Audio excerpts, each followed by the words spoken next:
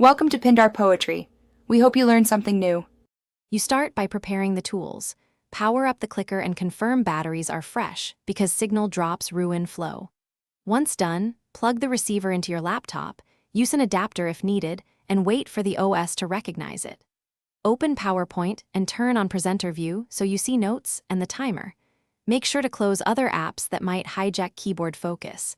This keeps the clicker signals going straight to PowerPoint without interruption.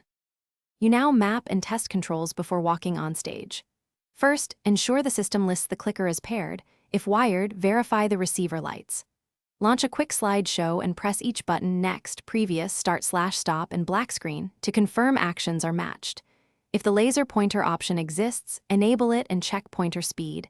This avoids jitter. Once comfortable, practice a full run-through of 5-10 slides to verify timing, transitions. You're ready to deliver. Use presenter view to watch time and notes while clicking through slides confidently. If animations or embedded video lag, advance to the next slide and come back to trigger correctly.